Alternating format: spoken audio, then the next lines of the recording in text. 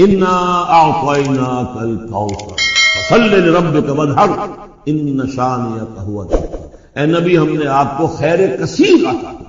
اس خیر کثیر میں یوں تو یہ کہ حوض کوثر وہ بھی اسی میں شامل ہے، لیکن یہ کہ اس پر آپ کو 25-30 قول مل جائیں گے۔ قرآن سب سے بڑا خیر کثیر ہے، بہت بڑا خیر کثیر۔ حکمت، ومن یؤت الحکمت فقد اوتی خیرا کثیرا، جس کو حکمت اور دانائی دے دی گئی اس کو تو خیر کثیر دے دیا گیا۔ تو ہم نے آپ کو وہ سب کچھ عطا کر دیا ہے اور محتاط کے ساتھ عطا کر دیا ہے، جو انسان کی انسانیت کے لیے اس کے لیے یوں سمجھیے کہ ترہ امتیاز مل سکتا ہے۔ فصل لربک وانحر، پس اپنے رب کے لیے نماز پڑھا کیجئے اور نحر کیجئے، اونٹ قربان کیا کیجئے۔ یہ گویا کہ عید الاضحیٰ کا نقشہ آ گیا۔ فصل لربک، پہلے ہم نماز پڑھتے ہیں دوگانا عید الاضحیٰ، اور پھر جا کر ہم قربانی کرتے ہیں۔ وانحر ان شانئک هو الابتر، یقیناً آپ کا دشمن ہی ہے کہ جو دم کٹا ہو جائے گا۔ اس کا پس منظر یہ ہے کہ جب حضور کے صاحبزادے بچپنی میں فوت ہو گئے تو کچھ جو کفار تھے مکے کے انہوں نے بڑی خوشیاں منائی کہ ایک ہی بیٹا تھا، باقی تو ان کی بیٹیاں ہیں۔ آپ کو معلوم ہے کہ 4 بیٹیاں تھیں حضور کی صلی اللہ علیہ وسلم، لیکن یہ کہ بیٹا جو تھا وہ ایک ہی تھا، وہ اللہ نے اٹھا لیا، تو بڑے خوشیاں منائی گئی کہ یہ تو اب دم کٹا جیسے ہوتا ہے جس کا کوئی پیچھے نام نہ رہ جائے۔ بیٹیوں سے تو نام چلتا نہیں، نام تو چلتا ہے بیٹوں سے، تو اب ان کا تو کوئی تذکرہ ہی نہیں رہے گا، کوئی بات نہیں، جب تک یہ ہے آگے کوئی نام لینے والا نہیں۔ تو فرمایا کہ نہیں، ان کو تو کروڑوں بیٹے اللہ عطا کرے گا، کروڑوں اربوں بیٹے عطا کرے گا۔ ہاں اے نبی، آپ کا دشمن ضرور ہے کہ جس کا نام لیوا کوئی نہیں۔ پابندی، اس کے قوانین، قواعد و ضوابط کا پورا لحاظ رکھتے ہوئے یہ ہے فصل لربک، اپنے رب کے لیے نماز پڑھیے، وانحر، اور اونٹ جو ہے نحر کیجیے، اللہ کی راہ میں قربانی کرتے رہے۔ اس دونوں الفاظ کو جوڑ کر ایک نتیجہ نکالا ہے بعض حضرات نے کہ اس سے مراد خاص طور پر بقرعید کی نماز اور اس کے بعد جو نحر کیا جاتا ہے، آ کر قربانی دی جاتی ہے، تو یہ اس سے مراد ہے۔ لیکن یہ بھی میں سمجھتا ہوں کہ صرف ایک ذوقی سی بات ہے، ورنہ جو پس منظر ہے بالکل ابتدائی زمانے کی یہ صورتیں ہیں۔ اس وقت نہ بقرعید تھی، البتہ یہ چیزیں موجود تھیں، نماز آپ کو دے دی گئی اسی وقت، اور ظاہر بات ہے کہ جب تک آپ مکے میں رہے یقیناً آپ ہر سال حج کرتے رہے۔ کیسے ممکن ہے کہ آپ حج نہ کریں؟ جب اسی کعبے کا طواف کر رہے تھے جس میں 360 بت تھے، وہیں کھڑے ہو کر نماز پڑھتے تھے اور سجدہ کرتے تھے جہاں دائیں بائیں بت رکھے تھے، تو حج کے معاملے میں تو ایسی کوئی شے تھی نہیں۔ مینا میں جانا ہے، عرفات میں جانا ہے، مزدلفہ میں، یا جو بھی ان کا باقی رہ گیا تھا، تو ہر سال آپ حج بھی کرتے ہوں گے، اور یقیناً بہت سے اونٹ آپ قربان بھی کرتے ہوں گے۔ آپ نے حجۃ الوداع میں 100 اونٹ نحر کیے، جن میں سے 63 اپنے دست مبارک سے نحر فرمایا، اور بقیہ 37 حضرت علی نے آپ کی طرف سے 100 اونٹ۔ تو اس سے اندازہ کیجئے کہ جو ابتدائی دور ہے، یہ صورتیں جب نازل ہو رہی اس وقت تو حضور کی جو ہے مالی حالت بھی بہت اچھی تھی۔ حضرت خدیجہ متمول ترین خاتون عرب کی، وہ آپ کے حوالہ عقل میں تھی، اس اعتبار سے یقیناً اس وقت بھی آپ نحر کرتے ہوں گے۔ اور نحر جیسا کہ میں بیان کر چکا ہوں، اس دور میں غریبوں کو کھانا کھلانا، گوشت کا بانٹ دینا، وہ یہ در حقیقت ان کے ہاں سخاوت کا سب سے بڑا مظہر تھا۔ فصل لربک وانحر، تو اے نبی آپ کو شکرانے میں وہ سارا خیر کثیر جو آپ کو عطا ہوا ہے، اسی لیے دیکھیے وہ نماز تہجد جب آپ پڑھتے تھے اور اتنی طویل رکعتیں پڑھتے تھے کہ آپ کے پاؤں متورم ہو جاتے تھے، تو لوگوں نے کہا حضور آپ اپنے اوپر اتنا تشدد کیوں کر رہے ہیں؟ آپ میں تو اول تو کوئی گناہ ہے نہیں، کوئی آپ کے مقام کے اعتبار سے اگر کسی شے کو کہا جائے کہ کوئی فروگزاشت ہے تو اللہ تعالیٰ اس کی بھی معافی کا اعلان کر چکا، تو پھر آپ کی مشقت جھیلتے ہیں۔ تو جواب آپ کا کیا تھا؟ افلا اکون عبدا شکورا، تو کیا میں اپنے رب کا ایک شکر گزار بندہ نہ بنوں؟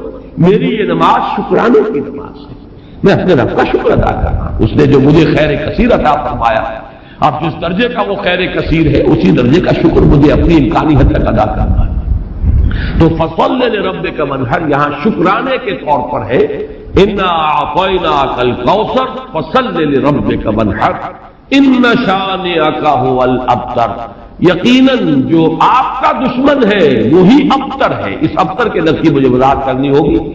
شدا، شین، نون اور حمزہ آتا دشمنی کے لیے۔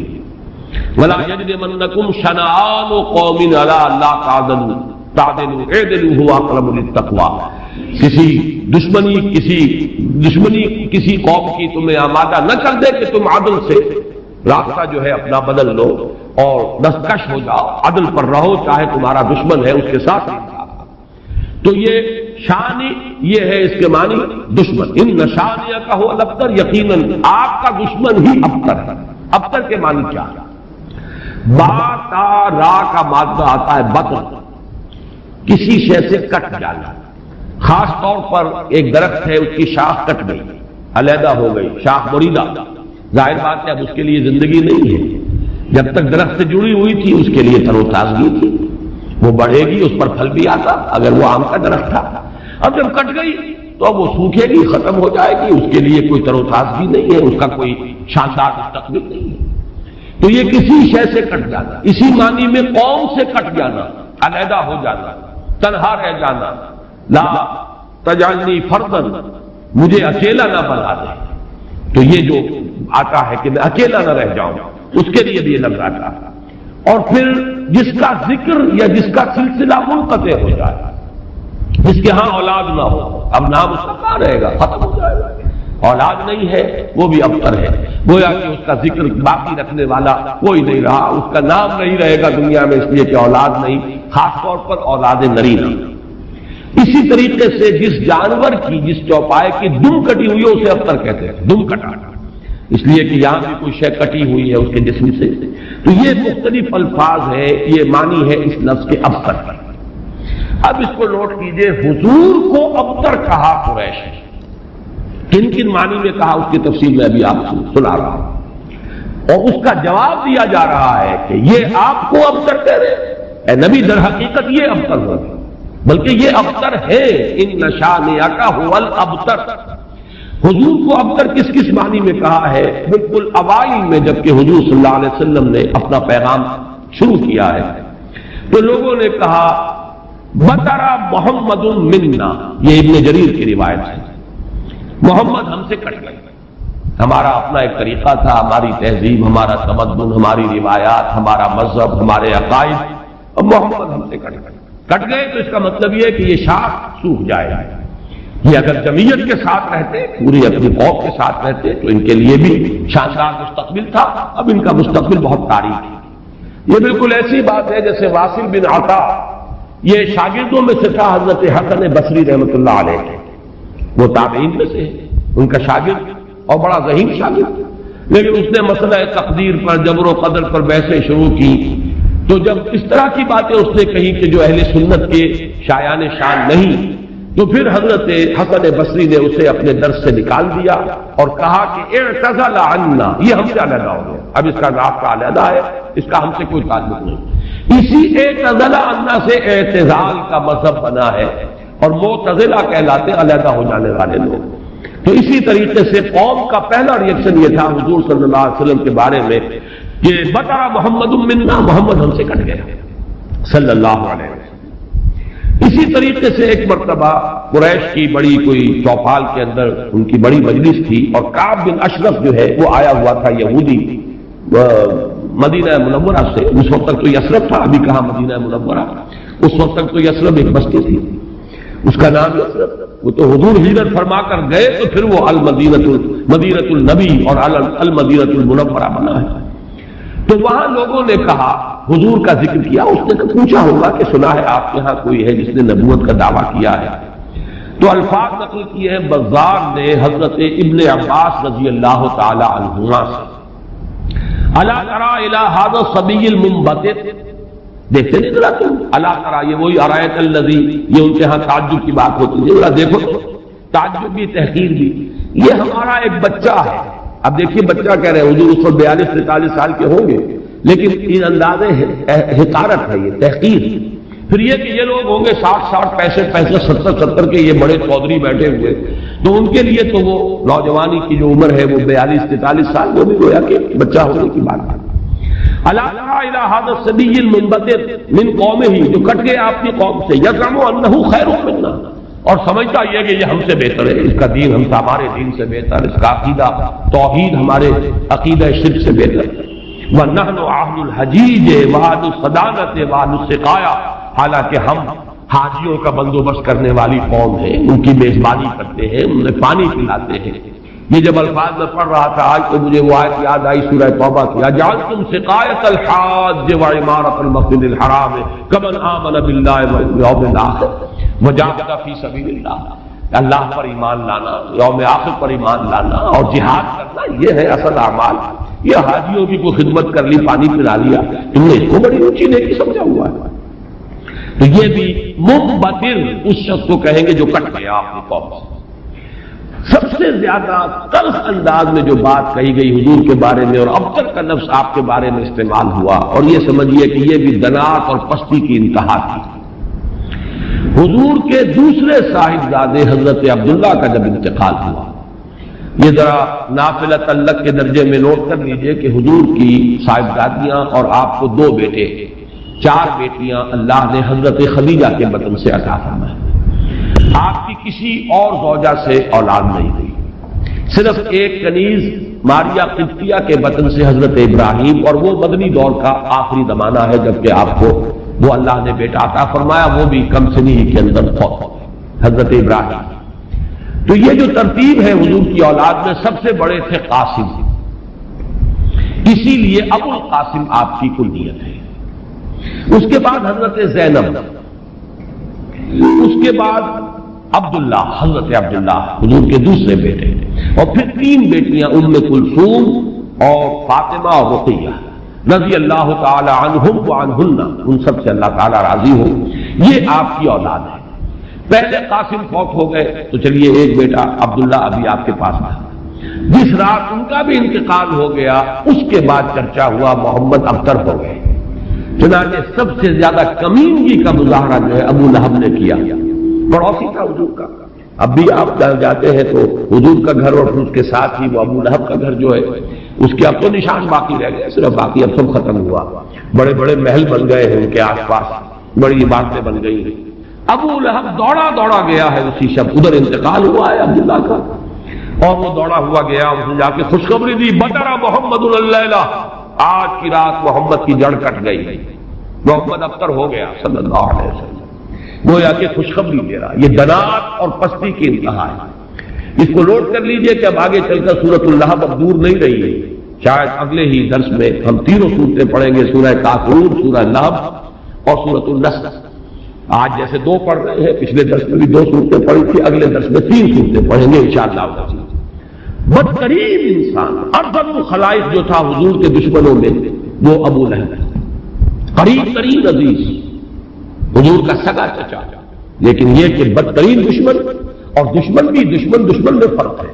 خدا پنج انگوش یکساں نہ کر، نہ ہر زن استو، نہ ہر مرد، خدا پنج انگوش یکساں نہ کر۔ آپ کے موافقین اور مومنین بھی برابر نہیں تھے، کہاں حضرت ابو بکر رضی اللہ تعالی عنہ، کہاں اس دور کے کوئی عام صاحب، پھر آپ کے دشمن بھی برابر نہیں تھے۔ تو بدترین دشمن یہ ابو لہب ہے، اور اندازہ کیجئے اس کی دنات کا کہ بطر محمد اللیلہ، آج کی رات محمد کی جڑ کٹ گئی، ابتر ہو گئے محمد۔ اللہ یہی لفظ کہے تھے پھر عاص ابن وائل سہمی، جو آپ کے دشمنوں میں سے، مخالفین میں سے بہت بڑا چودھری تھا، ان محمد ابتر ہو، اب تو محمد ابتر ہو گئے، ان کی جڑ کٹ گئی۔ لا ابن لہ یقوم مقامہ بعدہ، اب ان کا کوئی بیٹا رہا ہی نہیں کہ جو ان کی جگہ، ان کے مقام پر، ان کی جگہ پر کھڑا ہو، جانشین بنے، ان کے مشن کو آگے لے کر چلے۔ فَإِذَا مَاتَ انقطع ذِكْرَهُ، جب محمد اب فوت ہو جائیں گے تو ان کا ذکر بھی منقطع ہو جائے گا۔ یہ وہ ابتر کا مفہوم جس کا کہ تقابل ہم کریں گے، اِنَّا رَفَعْنَا لَكَ ذِكْرَكَ، وہ کہہ رہے تھے کہ ذکر منقطع ہو جائے گا، اور سورۃ الانشراح میں اللہ کی طرف سے نوید آئی، وَرَفَعْنَا لَكَ ذِكْرَكَ، ہم نے تو آپ کا ذکر بہت بلند کر دیا۔ تو یہ ہے ان شانئک ھو الابتر، اے نبی آپ ابتر نہیں ہوں گے، آپ کو تو ہم نے خیر کثیر عطا فرمایا، آپ کا ذکر بلند کیا، آپ کی مانوی اولاد، آپ کی امت، کتنے بڑے بڑے اولیاء اللہ، صوفیاء، اہل اللہ، اتقیاء، صلحاء، مجددین، علماء، جن کے بارے میں علماء امتی کا انبیاء بنی اسرائیل، وہ سب آپ کی مانوی اولاد۔ پھر آپ کی صاحبزادی حضرت فاطمہ سے جو اولاد چلے گی، اس کا جو مقام و مرتبہ دنیا میں ہوگا، تو آپ ابتر نہیں ہے معاذ اللہ۔ جیسے سورہ نون کے شروع میں فرمایا، نون والقلم وما یسطرون ما انت بنعمت ربک بمجنون، اور کچھ دنوں کے بعد دیکھ لیں گے کہ کون مجنون تھا، محمد مجنون تھے معاذ اللہ، یا ابو جہل مجنون تھا اور پاگل ہو گیا تھا، اس کی مت ماری گئی تھی۔ فَسَتَنظُرُ وَيَنظُرُونَ بِأَيِّكُمُ الْمَفْتُونُ، یہ میں بھول رہا ہوں آیت، آپ بھی دیکھ لیں گے اور یہ بھی دیکھ لیں گے کہ کون تھا جو کہ بچل گیا تھا اور جس کی مت ماری گئی تھی۔ اسی طرح یہاں فرمایا ان شانئک هو الابتر۔ درس تو مکمل ہوا، اب ذرا بعض زمینیں ہیں ان کو چونکہ آئندہ کے درس سے بھی تعلق ہے، اور جیسے میں نے مولانا فراہی رحمۃ اللہ علیہ کے بارے میں اپنے پچھلے درس میں کچھ عرض کیا تھا کہ اگرچہ ان کا بہت اونچا مقام ہے میری نگاہ میں، لیکن وہ سائنٹیفک ریشنلزم سر سید کی صحبت کی وجہ سے اور ان کے زیر اثر آنے کی وجہ سے کسی نہ کسی درجے میں متاثر ہو گئے تھے، جو سورہ فیل میں انہوں نے تمام جو مفسرین اور تمام معصور جو تفسیر ہے ان کو چھوڑ کر ایک علیحدہ رائے اختیار کی۔ اسی طرح چند باتیں آج میں کرنا چاہتا ہوں۔ ایک تو یہ جو صورتیں اس وقت ہم پڑھ رہے ہیں، ان میں سے تقریباً تمام صورتوں کے بارے میں مکی اور مدنی ہونے کا اختلاف موجود ہے، حالانکہ اکثر و بیشتر کے نزدیک اجماع امت اور اجماع مفسرین کے نزدیک یہ ساری صورتیں جو ابھی تک ہم نے پڑھی ہیں یہ مکی ہے، لیکن مدنی کی روایات بھی موجود ہیں۔ خاص طور پر اس سورہ مبارکہ کے بارے میں تو ایک ایسی روایت ہے جو مسلم شریف میں بھی ہے، مسند احمد میں بھی ہے، سنن ابی داؤد میں بھی ہے، سنن نسائی میں بھی ہے، اور حضرت انس رضی اللہ تعالی عنہ سے مروی ہے۔ حضرت انس حضور کے خادم خاص رہے مدنی دور میں۔ اب ظاہر بات ہے وہ واقعہ بیان کر رہے ہیں۔ وہ کہتے ہیں کہ ایک روز حضور ہمارے مابین تشریف فرما تھے اور کچھ گفتگو ہو رہی تھی، اچانک کچھ آپ کو ایک خاص اونگ کی سی کیفیت آپ پر طاری ہوئی، یعنی آپ نے آنکھیں بند کی اور اس کے بعد آپ نے آنکھیں کھولی تو آپ کے چہرے پر مسکراہٹ تھی، تبسم تھا۔ آپ نے پوچھا کس بات پر؟ آپ نے فرمایا کہ مجھ پر سورت نازل ہوئی ہے، اور پھر بسم اللہ پڑھ کر آپ نے انا اعطیناک الکوثر فصل لربک وانحر ان شانئک هو الابتر، یہ سورہ مبارکہ سنائی۔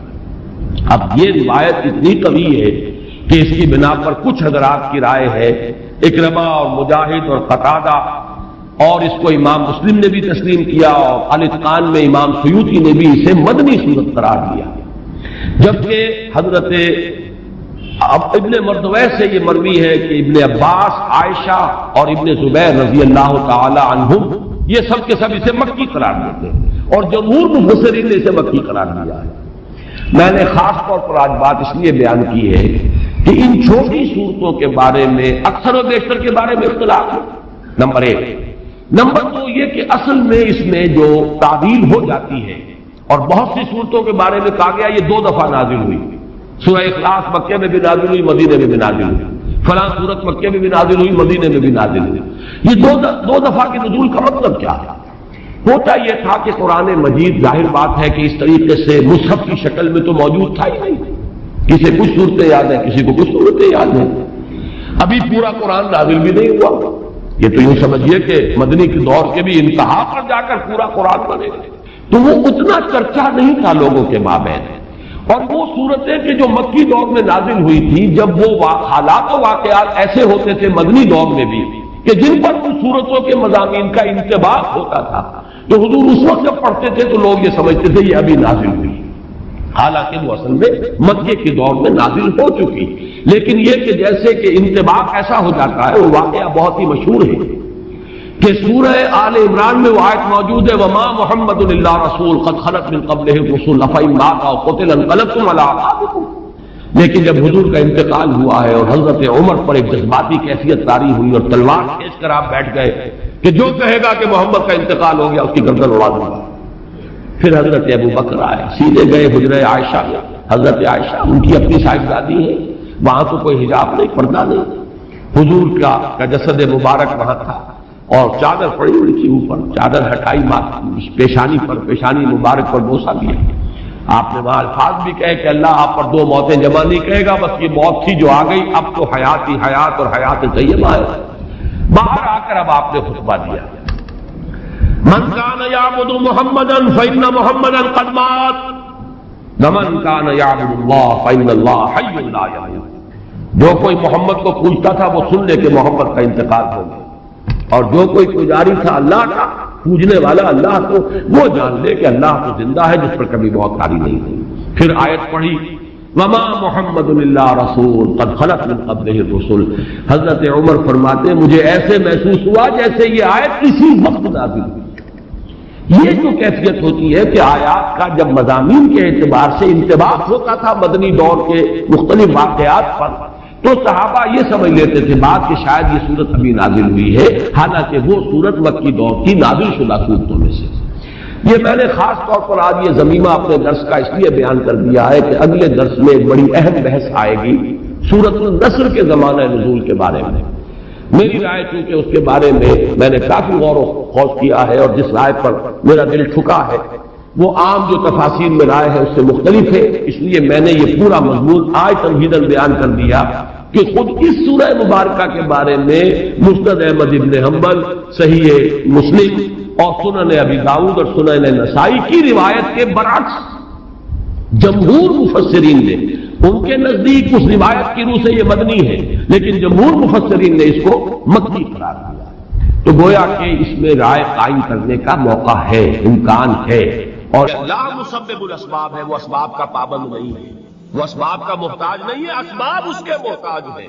اگر یہ یقین ہے تو اللہ پر ایمان ہے، یہ نہیں ہے تو تمہارا ایمان اسباب پر ہے، وسائل پر ہے، ذرائع پر ہے، مادیات پر ہے، اللہ پر نہیں۔ اس وقت کہاں راستہ تھا؟ کوئی راستہ تھا؟ سمندر ہے اور ادھر سے لشکر آ گیا ہے۔ کلا ان معی ربی سیہدین۔ اب دیکھیے ایمان کہہ دینا آسان ہے، ہوا معکم اینما کنتم، جہاں کہیں بھی تم ہوتے ہو اللہ تمہارے ساتھ ہوتا ہے، لیکن اس کا یقین قائم ہو جائے تو زمین و آسمان کا فرق واقع ہو جائے۔ یہی بات ہوئی حضور کے ساتھ۔ غار ہے، چھپے ہوئے ہیں محمد رسول اللہ اور آپ کے وہ یار غار ابو بکر صدیق رضی اللہ تعالی عنہ۔ اقبال نے حضرت ابو بکر کی شان میں چند اشعار کا صرف، لیکن واقعہ یہ ہے کہ بھاری بھاری نظموں پر اور قصیدوں پر بھاری، طویل ترین نظمیں اور قصیدے ہیں ان پر بھاری۔ ہمتیں ابو بکر کی ہمت جو ہے، کشت ملت را جو اب جیسے بارش سے کھیتی اپجتی ہے، ابو بکر کی ہمت اور عزیمت اس امت کو اسی طرح سینچنے والی ہے۔ ثانیے اسلام و غار و بدر و قبر، وہ دوسرے تھے اسلام میں، دوسرے پہلے کون تھے؟ انا اول المومنین، حضور کی بات ہے، سب سے پہلا ایمان لانے والا ہے، دوسرے ابو بکر۔ ویسے ہمارے ہاں یہ چلتا ہے اختلاف، حضرت علی پہلے ہیں کہ حضرت ابو بکر پہلے ہیں، لیکن اس میں بڑی خوبصورت تطبیق قائم کی ہے علماء نے، اور بہت صحیح ہے۔ چار کے بارے میں فیصلہ ہی مت کرو کہ کون پہلے، ان کی ایک عجیب تقسیم کرتی ہے۔ آزاد مردوں میں، بالغ مردوں میں سب سے پہلے ابو بکر، بچوں میں سب سے پہلے علی، خواتین میں سب سے پہلے خدیجہ، اور غلاموں میں سب سے پہلے زید بن حارثہ۔ بڑی پیاری تقسیم ہے، یہ چاروں ہی پہلے ہیں، ہر ایک کے لیے ولیت ہے۔ اور واقعہ یہ ہے کہ اگر زمانی اعتبار سے تعین ہوگا تو پہلے خدیجۃ الکبریٰ آئیں گی رضی اللہ تعالی عنہ۔ کسی اور سے بات کرنے کی نوبت بعد میں آ سکتی ہے، پہلے تو اہلیہ محترمہ سے بات کی، آتے ہی پہلی وحی ہوئی ہے، ابھی تبلیغ کا حکم نہیں تھا۔ کس کو بتایا واقعہ؟ ابھی اپنی نبوت کی تبلیغ کا تو حکم ہی نہیں آیا۔ واقعہ کس کا ہے؟ وہ خدیجہ۔ جب کہا ہے کہ خشیت علی نفسی، مجھے اپنی جان کا اندیشہ ہے، تو کیا جواب دیا خدیجہ رضی اللہ تعالی عنہا؟ وہ صدیقۃ الکبریٰ، صدیقات جو ہے خواتین ان میں چوٹی پر خدیجۃ الکبریٰ ہے رضی اللہ تعالی عنہا، اور صدیق جو مرد ہیں ان میں صدیق اکبر ہے ابو بکر صدیق رضی اللہ تعالی عنہ، لیکن صدیقات میں چوٹی۔ جب حضور نے فرمایا خشیت علی نفسی، کیا فرمایا؟ کیا عرض کیا؟ کیسے تسلی دی؟ نہیں، اللہ آپ کو ضائع نہیں کرے گا، آپ غریبوں کے ہمدرد ہیں، آپ مساکین کی تکالیف رفع کرنے والے ہیں، آپ بیواؤں کی سرپرستی کرتے ہیں، آپ مسافروں کی خدمت کرتے ہیں، اللہ آپ کو ضائع نہیں کرے گا۔ یہ یقین ہے اس خاتون کے اندر۔ خیر وہ ایک علیحدہ بات ہو جائے گی۔ میرے دل پر حضرت خدیجہ رضی اللہ تعالی عنہ کی شخصیت کا بڑا گہرا نقش، جو وہ کوئی اور ہی وقت اور موقع ہوا تو بیان ہوگا۔ بہرحال اقبال نے ایک مصرے میں جو چار اولیتیں جمع کر دی ہیں، ہمتیں کشت امت را چو ابر، ثانی اسلام و غار و بدر و قبر۔ اسلام میں حضور کے بعد پہلے کون؟ ابو بکر. غار میں حضور کے ساتھ کون؟ ابو بکر. بدر کی رات اللہ کا رسول سربسجود وہ جھاڑ وہ گھاس پھوس کی جو جھوپڑی بنائی گئی تھی اور وہاں تلوار ننگی لے کر پہرا دینے والا کون؟ ابو بکر. اور اس حجرہ عائشہ میں محمد کے بعد سب سے پہلے دفن ہونے والا کون؟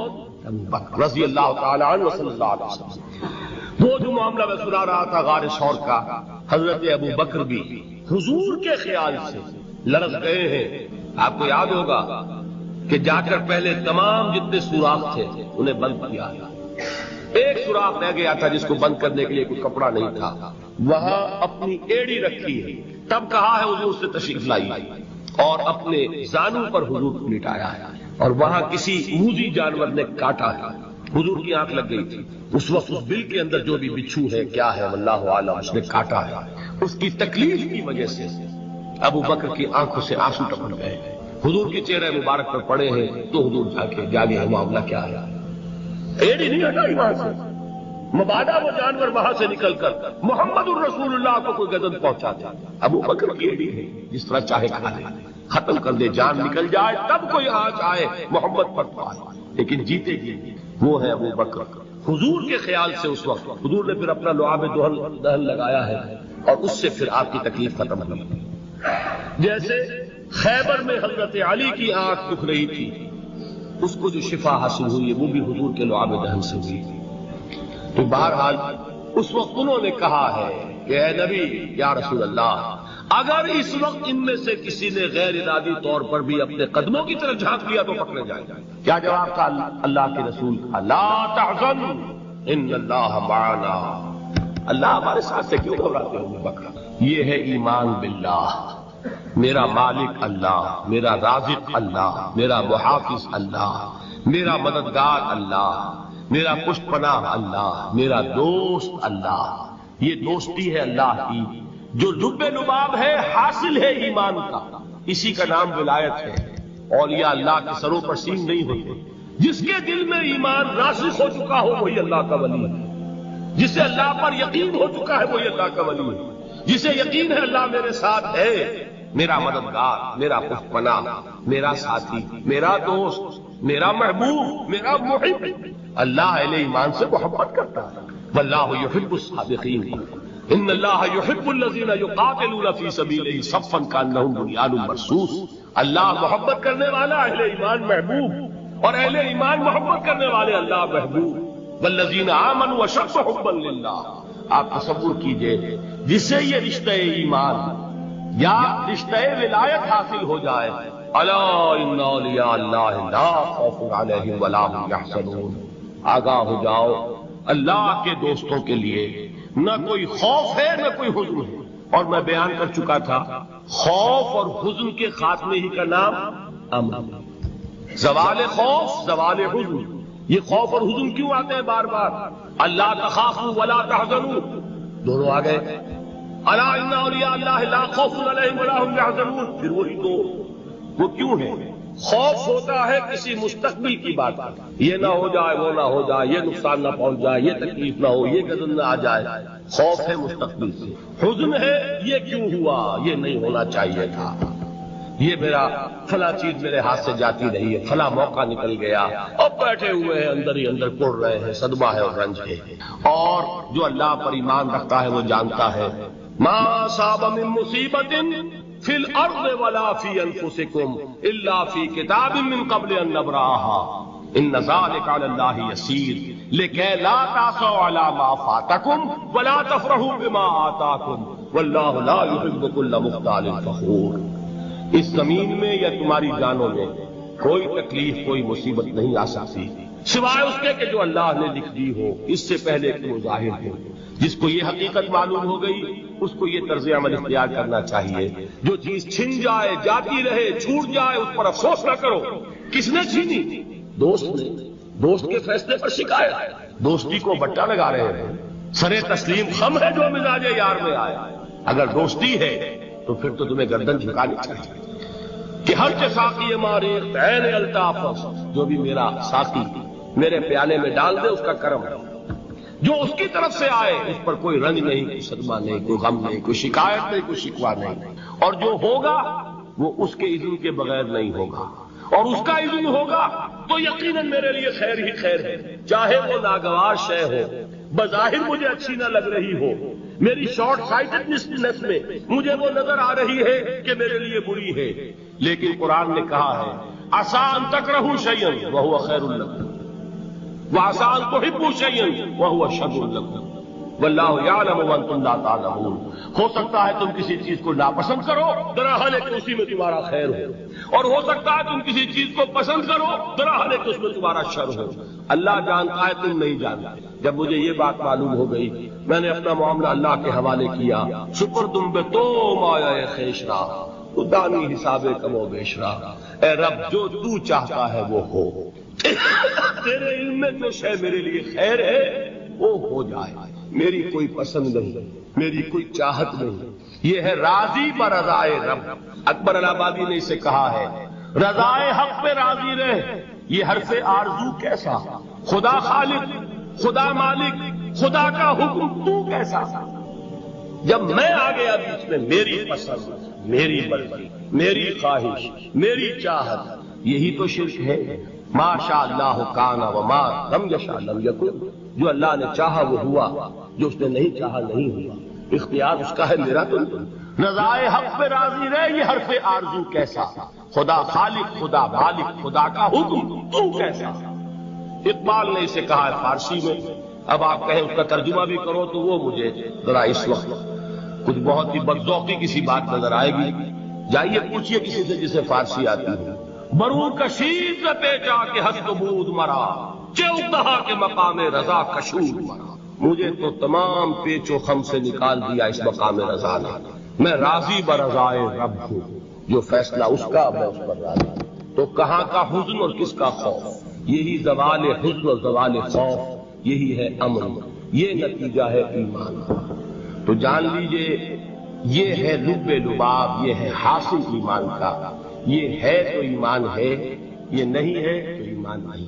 اب یہ نوٹ کر لیجئے، ہدایت و ضلالت اس دنیا میں جو مختلف حالتیں انسان پر طاری ہوتی ہیں، یا نعمتوں کی بارش ہو رہی ہے، یا تنگی ہے، فقر ہے، احتیاج، دنیاوی حیثیت ہے، وجاہت ہے، یا دنیا میں گمنامی ہے، کسنوی پرسد کے بھیا کس تھی، کوئی آپ کا حال ہی نہیں پوچھ رہا کہ تم ہو کون، تمہارے منہ میں کتنے دان، یا یہ کہ دنیا میں اقتدار کی کسی مسند پر انسان بیٹھا ہے، یا یہ کہ کوئی اس کے ہاتھ میں اختیار نہیں۔ یہ تمام جو حالات انسان پر طاری ہوتے ہیں، ان کے جواب میں جو طرز عمل فکری اعتبار سے اور عملاً انسان اختیار کرتا ہے، اس کے 4 درجے ہیں۔ پہلا درجہ ہے انتہائی گمراہی وَضَّ ضَلَالًا بَعِيدًا۔ وہ کیا ہے؟ اگر عزت ہوئی، نعمتیں ملی، فلاں دیوی یا دیوتا کی نگاہ کرم ہے، اس کی کرپا سے یہ ہو گیا، اور اگر کوئی تکلیف آ گئی، مصیبت آ گئی، معلوم ہوتا ہے کہ فلاں دیوی یا دیوتا ہم سے ناراض ہے، یہ کالی دیوی کی طرف سے کوئی مصیبت آ گئی ہے، یا یہ کہ یہ لکشمی دیوی کی نگاہ کرم ہے کہ ہمیں دولت مل گئی ہے۔ یہ تو ہے شرک۔ شرک ہونے کے اعتبار سے یہ ہے ضَلَّ ضَلَالًا بَعِيدًا، انتہائی پستی۔ اس پستی سے اوپر آئیں گے تو توحید کی پہلی منزل ہے۔ عزت دی اللہ نے، اگر کوئی تنگی آ گئی، فقر، تکلیف، کوئی ذلت، رسوائی، یہ بھی اللہ کی طرف سے۔ ایک اعتبار سے تو انسان ہدایت پر آ گیا، بڑی گہرائی تھی اس گندگی کی اور اس خباثت کی جو شرک جس کا نام ہے، اس سے انسان نکل آیا، نجاست سے۔ توحید تو ہے، لیکن ابھی اس میں اس کی گمراہی کا ایک ایلیمنٹ شامل ہے، اور یہ گمراہی سے جب تک آگے نہیں آئے گا، اوپر نہیں ابھرے گا، اس کا طرز عمل کیا ہوگا کہ ذرا کچھ مل گیا، عزت مل گئی، پھولے نہیں سما رہے، اب زمین پر قدم نہیں ٹک رہے، گردن اکڑ رہی، کہیں محرومی ہو گئی، کوئی تکلیف آ گئی، کوئی مشقت، فقر آ گیا، اب بجھ کر رہ گئے۔ ان دونوں کیفیات میں انسان کا پینڈولم جو ہے وہ ایکسٹریم کو جائے گا۔ یہ کب ہوگا؟ جبکہ انسان یہ سمجھتا ہے کہ اس دنیا میں جو دولت مل گئی یا عزت مل گئی تو یہ گویا کہ بڑی کوئی قابل فخر ہے، اور اگر یہاں پر کوئی تکلیف آ گئی، کوئی مصیبت آ گئی، فقر و فاقہ آ گیا تو یہ گویا کہ بہت ہی اہانت آمیز سے ہے۔ اگر یہ انسان سمجھے گا تو طرز عمل وہ نکلے گا نتیجے کے طور پر جو میں بیان کر چکا ہوں، یہ گمراہی ہے۔ اس گمراہی سے نکلیں گے تو آپ کس مقام پر آئے؟ دوسری منزل ہدایت کی کیا ہے؟ نہ یہ عزت ہے نہ یہ ذلت ہے، دونوں حیثیتیں برابر ہیں کہ یہ امتحان ہے۔ اسی لیے ان دونوں آیتوں میں ایک لفظ قدر مشترک ہے، اذا مبتلاہ فاما الانسان اذا مبتلاہ ربہ فاکرمہ ونعمہ۔ یہ بھی ایک ابتلا ہے، آزما رہا ہے اللہ، کبھی وہ دے کر آزماتا ہے، کبھی چھین کر آزماتا ہے، کبھی فقر و فاقہ سے آزماتا ہے، کبھی وہ کثرت دولت اور کثرت مال سے آزماتا ہے، کبھی وہ صحت دے کر آزماتا ہے کہ یہ قوت اور توانائی اور صحت جو میں نے دی ہے یہ اس میں کیا کرتا ہے، کبھی وہ مرض کے ذریعے سے آزماتا ہے کہ صبر کرتا ہے کہ نہیں کرتا۔ ہمارے لیے شکوہ اور شکایت تو اس کی زبان پر نہیں آ جاتی، نالا سیون تو نہیں آ جاتا، تکلیف جھیلتا ہے کہ نہیں جھیلتا، اس میں تحمل ہے کہ نہیں ہے، تو صبر کرتا ہے یا شکر کرتا ہے۔ یہ دونوں کیفیات در حقیقت اس اعتبار سے مساوی ہے، یہ بھی امتحان یہ بھی امتحان۔ یہ حقیقت جب سامنے ہوگی اب وہ پینڈولم جو ہے وہ بہت کم ہو جائے، یعنی انسان میں طبعی طور پر تو ایک اثر ہوتا ہے غیر اختیاری، کسی چیونٹی نے کاٹا آپ کے پاؤں پر، آپ اپنا پاؤں ہٹا لیں گے، اس میں کوئی ارادہ نہیں، یہ ریفلیکس ایکشن ہے، غیر اختیاری فعل ہے۔ اس حد تک تو انسان ضرور متاثر ہوتا ہے، اس سے تو کوئی انسان جو ہے وہ بلند تر نہیں ہو سکتا۔ حضرت ابراہیم رضی اللہ تعالیٰ عنہ حضور کے وہ نومولود فرزند انتقال جب ہو رہا تھا، آپ کی آنکھوں میں آنسو آ گئے۔ اب یہ ایک طبعی اثر ہے، ایک فعل ہے، انفعالی کیفیت ہے جو بالکل طبعی ہے، لیکن یہ نہیں کہ اس کی وجہ سے انسان کی زبان پر کوئی شکوہ آ جائے، کوئی شکایت آ جائے، یہ نہیں ہوگا، یہ ایمان کے منافی ہے۔ اسی طریقے سے اگر کوئی خوشی ہوئی ہے تو چہرے کے اوپر ایک نکھار آ جائے گا، تبسم آ جائے گا، اس سے زائد نہیں۔ اس حد تک تو یوں سمجھیے کہ انسان کا طبعی تقاضا ہے۔ اس سے زیادہ یہ پینڈولم اگر سوئنگ کر رہا ہے تو گویا کہ اس حقیقت سے انسان محجوب ہے کہ یہ بھی امتحان ہے، یہ بھی امتحان ہے، جو ہم سورہ حدید میں پڑھ چکے ہیں۔ ما اصاب من مصیبت فی الارض ولا فی انفسکم الا فی کتاب من قبل ان نبراها ان ذلک علی اللہ یسیر لکی لا تعصوا علی ما فاتکم ولا تفرحوا بما آتاکم۔ اللہ تمہیں کچھ دے تو اتراؤ مت، اللہ تم سے کچھ چھین لے تو اس کے اوپر افسوس مت کرو۔ یہ نتیجہ ایمان کا نکلنا چاہیے۔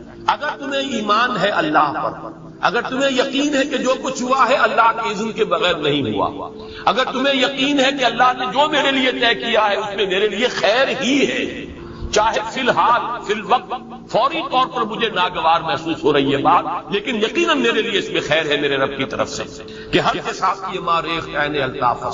ہم تو شارٹ سائٹڈ ہیں، ہم دیکھ نہیں سکتے کسی شے کو، ہم اس کے ظاہر کو دیکھ کر گھبرا اٹھتے ہیں کہ یہ تو تکلیف آ گئی، کیا پتا اسی کے پردے میں اللہ کی رحمت آ رہی ہے۔ میں نے وہ رئیس امروہوی کے اشعار آپ کو کئی دفعہ سنائے ہیں۔ وہ وقت آیا کہ ہم کو قدرت ہماری سعی و عمل کا پھل دے، بتا رہی ہے یہ ظلمت شب کہ صبح نزدیک آ رہی ہے، ابھی ہے کچھ امتحان باقی، فلاکتوں کے نشان باقی، قدم نہ پیچھے ہٹے کہ قسمت ابھی ہمیں آزما رہی ہے۔ رئیس اہل نظر سے کہہ دو کہ آزمائش سے جی نہ ہارے، جسے سمجھتے ہو آزمائش وہی تو بگڑی بنا رہی ہے۔ اسی آزمائش سے تو بگڑی بنے گی، اسی سے تو تمہارا خیر جو ہے اجاگر ہوگا، سامنے آئے گا، پتہ چلے گا واٹ از واٹ۔ ابو بکر میں کتنا یقین اور ایمان تھا، یہ کیسے معلوم ہوگا؟ کیسے معلوم ہوگا کہ بلال میں کتنا سہار، کتنا تحمل تھا، کتنا صبر تھا، اگر وہ مصیبت ان پر نہ آتی کہ جو امیہ ابن خلف کے ہاتھوں ان پر قیامت ٹوٹ رہی تھی۔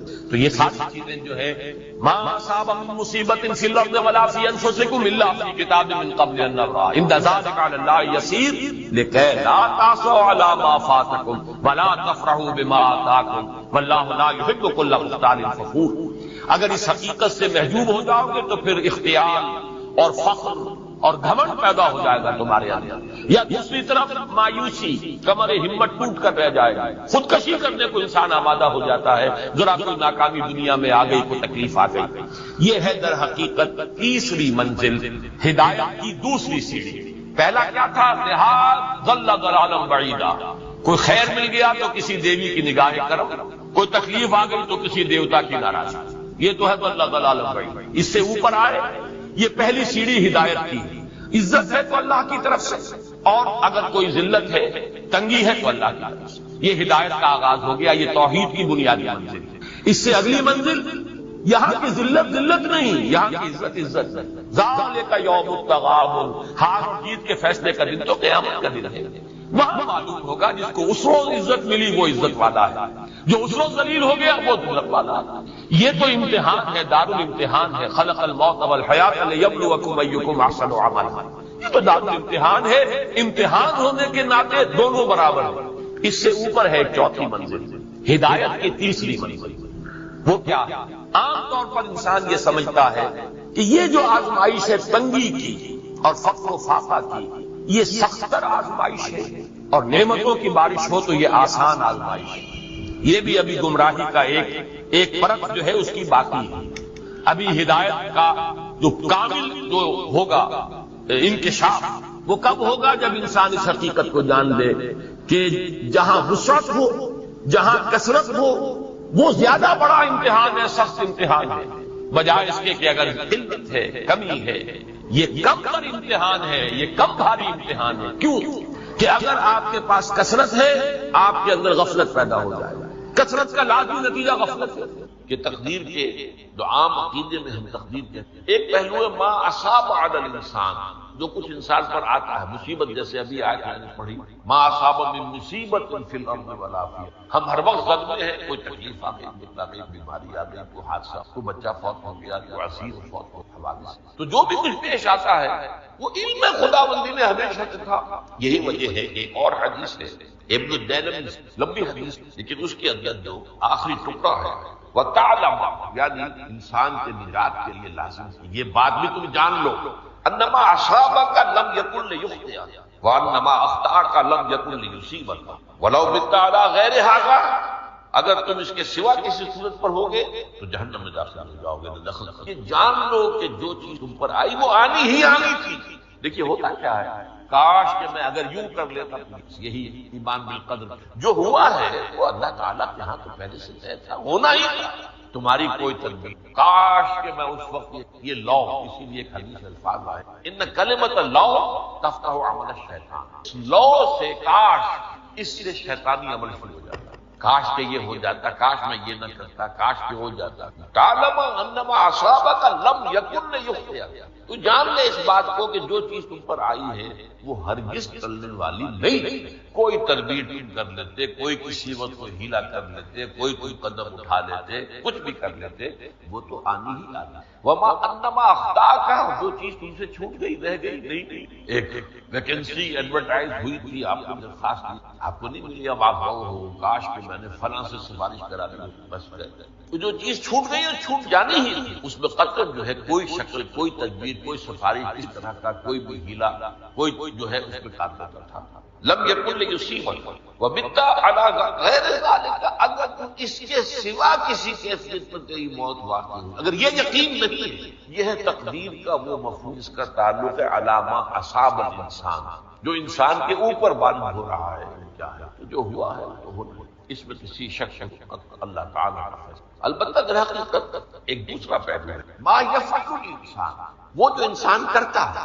یہاں آ کر یہ تقدیر کا مسئلہ بہت ہے، آیا میرے اندر کوئی اختیار بھی ہے کہ do I have any free choice, یا ہر شخص پہلے سے طے ہے؟ تقدیر کا ایک عام مفہوم ہے، اور بعض روایات تائید کرتی ہیں ہر چیز پہلے سے۔ اور یہ جو حدیث ہم نے ابھی پڑھی، یہ گویا کہ ایک مثال ہے کہ وہ جو لکھ دیا گیا تھا، فرشتے نے لکھ دیا تھا، رحم مادر میں لکھ دیا تھا، شقی و سعید، یہ بدبخت ہے یا سعادت مند۔ تو ایک شخص پوری عمر نیکی کے کام کرتا رہا، آخری وقت میں آ کر کوئی ایسا حادثہ پیش آ گیا کہ وہ اہل جہنم کے سے کام شروع کر دیا جائے، یا ایک شخص ساری عمر جو ہے جہنمیوں کے سے کام کرتا ہے، آخری وقت میں آ کر کوئی ایسی توفیق کی، کچھ ایسا معاملہ ہو گیا، توبہ کر لی، اس نے جو ہے اہل جنت میں سے اعمال کیے۔ تو یہ جو ہے علامہ اصابک کا علیحدہ بات ہے، اور علامہ یفعل الانسان، انسان کیا کرتا ہے اس قدرت کو۔ اور یہ ہمارے ہاں فلسفے کا بڑا مشکل ہے، اسی کا نام ہے جبر و قدر۔ ہمارے اسلاف میں بھی کچھ لوگ ایسے ہیں متکلمین میں، دیکھیے ہمارے ہاں ایک وہ لوگ ہیں کہ اس پر قناعت کرتے ہیں جو اللہ نے کر دیا ہوگا، اس سے آگے ہم نکالیں، وہ محفوظ راستہ۔ لیکن بہرحال انسان کو اللہ نے عقل، اور یہ عقل سوالات اٹھاتی ہے، اور جو زیادہ ذہین انسان ہوتے ہیں ان کی یہ مصیبت زیادہ ہوتی ہے، لہٰذا وہ سوچتے جو غور و فکر بات سمجھ۔ اب ہمارے ہاں دو طبقے ہیں، جبریہ قدریہ۔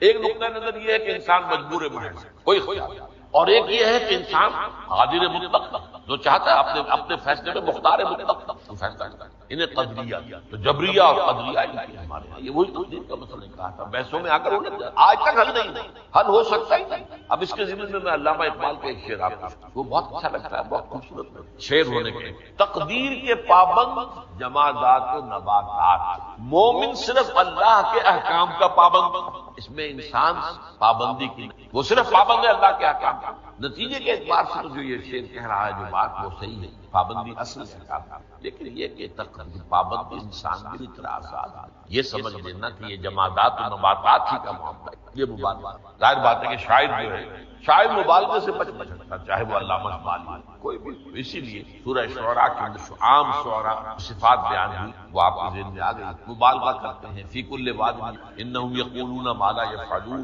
وہ کہتے بھی وہ کچھ ہے جو کرتے نہیں. اور یہ بات علامہ اقبال پر بھی چسپاں ہوا. بہرحال یہ شعر ذرا پھر تقدیر کے پابند جمادات و نباتات, مومن صرف اللہ کے احکام کا بات صحیح. انسان بہت سے اعتبارات سے سب سے پہلے جو ہے انسان کے اندر ایک تقدیر نوع انسان, چھوٹی چڑیا انسان. آپ نے ٹھیک ہے مشین ایجاد کر دی, جہاز ایجاد کر دیا, آپ دوڑ رہے ہیں 500 آدمی سینکڑوں من سامان لے کر جو ہے وہ جا رہا ہے 747 یا 757 کر لیا خود. اب کیا کریں گے؟ یہ تقدیر نوعی ہر اللہ نے ایک اندازہ بتا, اس اندازے ہی اس سے باہر نکلا. پھر ایک تقدیر شخصی. اب دیکھیے تقدیر شخصی کیا ہے؟ بعض اوصاف و صفات ہمیں وراثتاً ملتے ہیں, وی ہیو نو چوائس. پہلے بھی یہ بات مانی جاتی تھی, آج جو ہے ذرا سائنٹیفک انداز میں کہتے ہیں جینز میں چلا آ رہا ہے. جینز کو بدل سکتا, جو جینز بھی آپ کو ملے اپنے والد وہ آپ کی شخصیت کا ظاہر بات ہے کہ فیصلہ خود طرز پر ڈالنا ہے. پابندی نمبر 2 یہ کہ خاص طور پر جو گھر کا ابتدائی ماحول ہوتا, ماں کی گود اور ابتدائی گہوارہ گھر کا, اس کے جو اثرات مرتسم ہو جاتے ہیں شخص, وہ بھی بڑے مختلف. ان دونوں چیزوں کو ضرب دے, hereditary factors multiplied by environmental factor, اس سے مل کر ایک شے تیار ہو. تو قرآن کہتا ہے شاکلہ, قل کل یعمل علی شاکلۃ فربکم اعلم بمن هو اہدی سبیلا. سورہ بنی اسرائیل. شاکلہ شکل دینے والی. آپ کو لوہا ڈھالنا ہے, کوئی خاص پرزہ بنانا ہے, اس کا پہلے سانچہ بنانا ہے. لوہے کو پگھلا کے اس میں ڈالیں گے تو جیسا سانچہ ہوگا ویسا ہی لوہا جو ہے اس سے پہلے تیار کیا ہے. شاکلہ, یہ شاکلہ جو ہے ہر انسان کا, اس سے باہر انسان ہے, اس کے اندر اسٹرگل ہوگی, اس کے اندر اس کی جدوجہد ہوگی. لیکن اس کا یہ مطلب نہیں ہے چوائس. فری چوائس ہے, لیکن وہ فری چوائس انہی حدود کے اندر کام کرے. اس بات کو مختلف احادیث, ایک حدیث بڑی اہم ہے, بڑی الناس کالمعادن, انسانوں کی مثال میں معدنیات کسی. اب سونے کی معدنیات میں سے سونے کی جو اور ہے, اب پتہ نہیں معلوم نہیں اور کا ترجمہ کیا کیا ہے, جانتے ہیں وہ کچی دھات جس سے صاف کر دیں وہ دھات خارج سے سامنے آئے. سونے کی اور سے سونا بنے گا, چاندی کی اور سے چاندی بنے گی, سونا نہیں بن سکتا. اتنا چاہے صاف وہ اور. الناس کالمعادن خیارکم فی الجاہلیت خیارکم فی الاسلام, جو تم میں جاہلیت کے دور میں, پری اسلامک دور میں جو بہترین تھے وہی اسلام میں آ کر بہترین. وہ اور سونے کی تھی وہ صاف ہو گئی ہے, اور سونا جو ہے وہ نکھر کر خالص سونا بن کر آیا.